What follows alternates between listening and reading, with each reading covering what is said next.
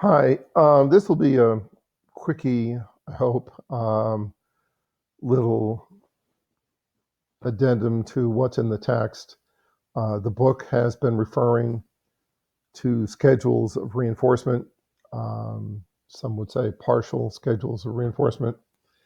And I'd like you to have a summary of the major schedules. This is a 2 by 2 table, somewhat reminiscent of reward and punishment, positive and negative. We have two columns. One column is labeled fixed, which means that that element of the schedule does not vary. Then the other column is variable, in which that element of the schedule does vary.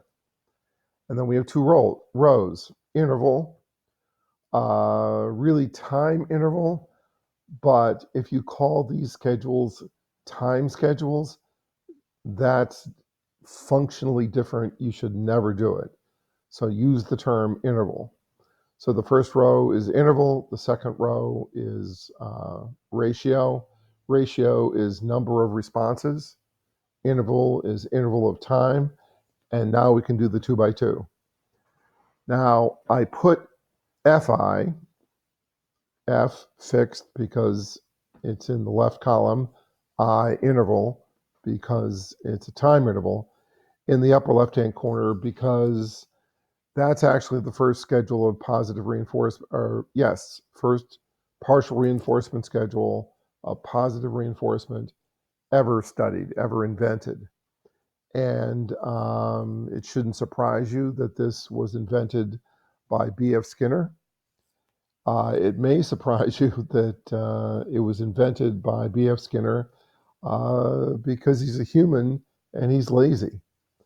And when he was studying schedules of reinforcement with his rats, he had to make the reinforcement pellets by hand. He had to take rat chow, smash it up into a powder, make the powder into a paste, put the paste into a pill machine, use the pill machine to make pills.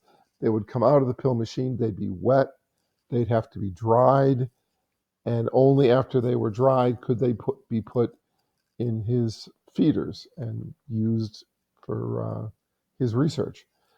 And as he wrote this story, one sunny Saturday afternoon at Harvard, Skinner wanted to go out and play. But using basic math, he discovered that if he didn't start making rat pellets that afternoon, the rats would eat all of his pellets by Monday morning. And suddenly it came to him, because he was lazy, why do I have to give the rat a pellet every time it hits the lever? And he went to his shop. He built everything himself. And he found a timer. And timers back in those days were mechanical devices, electromechanical devices. And stamped on it was 1 minute. And he put that timer into the circuit that ran the reinforcement. So when the timer timed out, it would do that by a little cam would close a switch and it would stop and it would set up the circuit so that the next time the animal hit the lever, it would get a pellet and start the timer again. So the rat would hit the lever, it would get a pellet, and the 1 minute timer would start timing. The rat could hit that lever a million times during that 1 minute interval and never get a new pellet.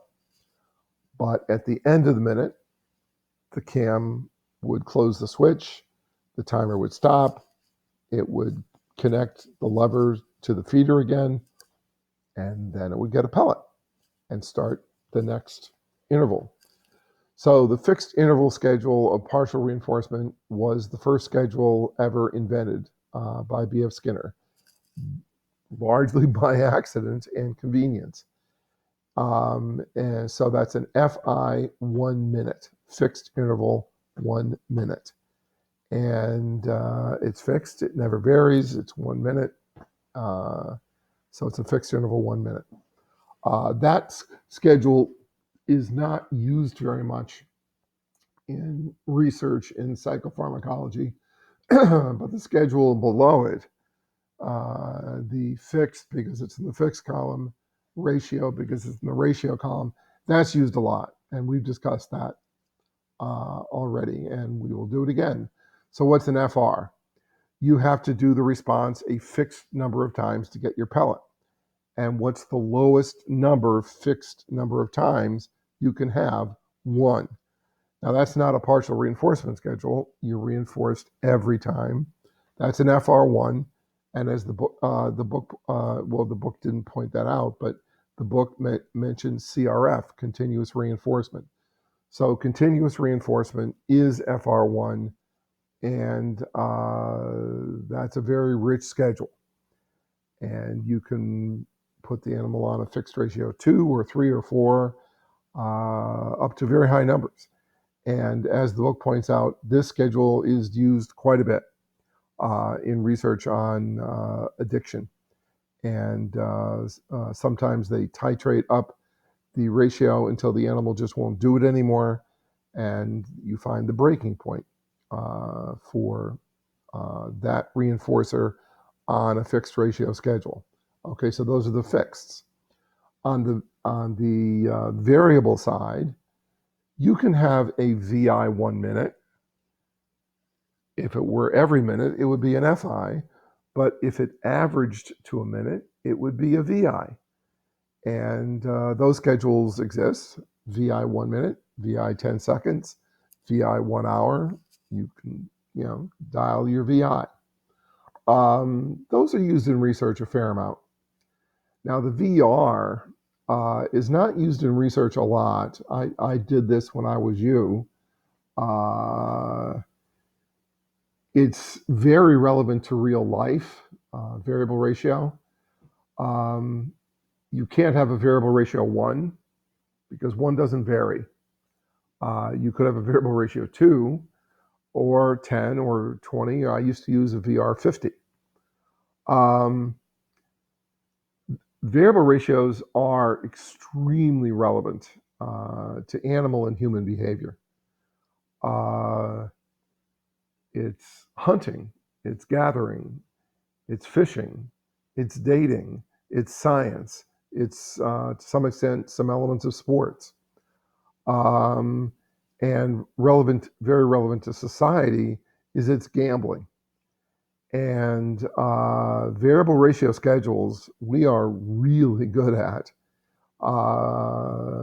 And they can be fun and they can be addictive. So society should worry a bit about variable ratio schedules and the impact they can have on people. It pains me to go into the Turkey Hill on Mulberry Street and see people buying lottery tickets with little kids who want a piece of candy, although candy is not good for little kids. And the parents are spending money on lottery tickets.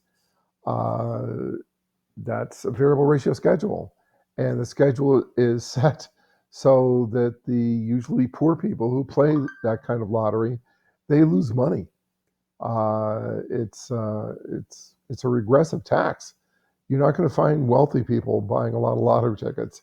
It's usually poor people who are trying to get out of poverty, and the money goes to the elderly in Pennsylvania. Thank you, Pennsylvania. But it bothers me that we are taking money from people who don't have a lot of it to support whatever it is government wants to do. There are better ways to get money, although it's fun. People do enjoy gambling. So this is something that has to be considered carefully by government. But there we go. There it is. You have fixed, you have variable, you have interval, you have ratio, FIFR, VIVR. Now you can speak good partial reinforcement schedules. By the way, these could also be partial punishment schedules. And if you want to mentally play along, try to think about how society should set up its punishments to make the punishments work well. Policing, police forces, guards, what schedule should they put criminal behavior on? Good luck with that. Society has not completely figured it out. Thank you. That's it for this brief segment. And this, you may have to explain one of these cells as part of the quiz on this section.